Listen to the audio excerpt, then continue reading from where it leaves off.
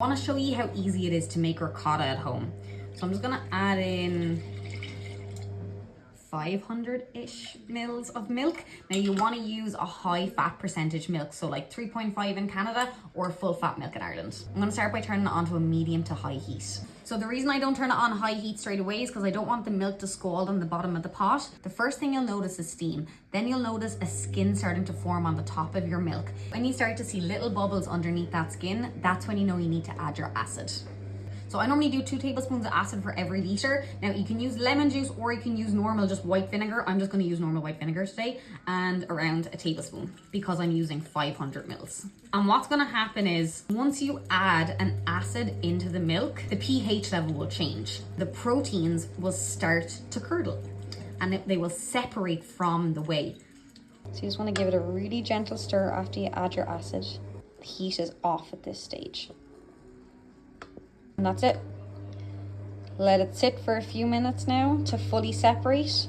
Now I just let that sit for around 5 minutes. Now I don't have a fine mesh strainer, so I'm just going to use this lad and just pour it in so I can just separate the whey from the solids. Now don't throw out the whey because this can be used to make bread. And there we go. That's our ricotta. Now if you wanted to make cream cheese, all you'd have to do, put it into the blender and add whatever flavorings you want. And that's it. So I'm gonna let this cool and then season it up with some lemon and salt, and then I'm gonna use it for a sandwich. So it sat for a half an hour, not that it needs to sit for that long, it just did, and I made some bread with the whey. And then I have my ricotta here. My milk is organic milk from Grow HQ. And I've actually never made ricotta this thick. Like, it turned out so beautiful, but I don't want it that thick, so I'm just gonna add a little bit of cream. And obviously there's no seasoning in this, so it does need a good hit of salt. Give that a stir. I'm gonna go in with some fresh lemon zest.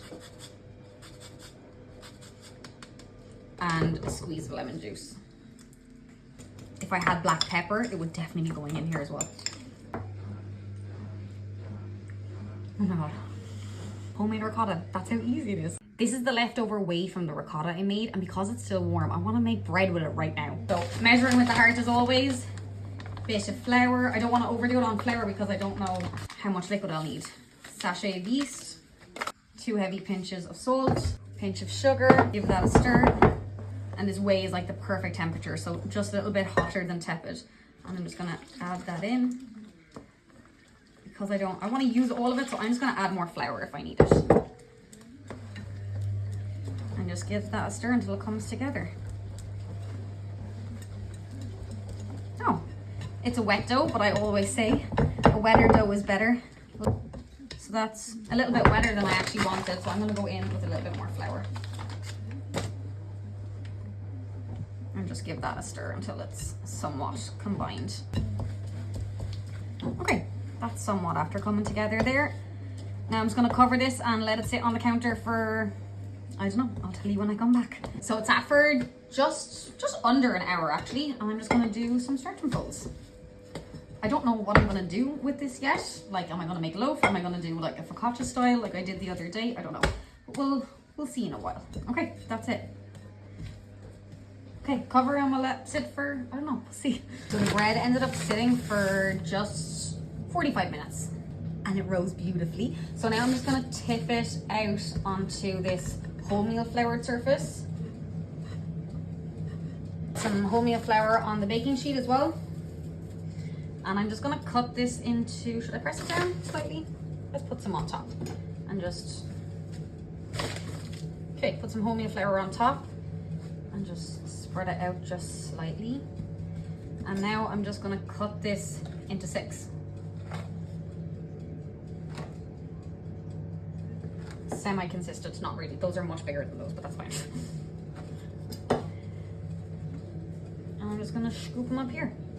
I'm gonna let this sit just until the oven heats up, so like another 10 minutes, and then chuck it in.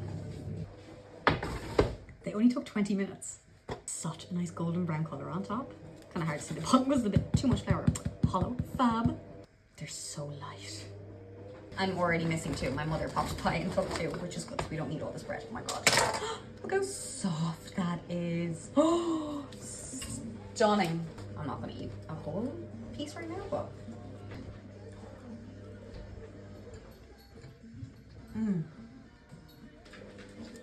Wow. That is like one of the softest doughs I've made. It's like spongy. Wow. Okay, go on.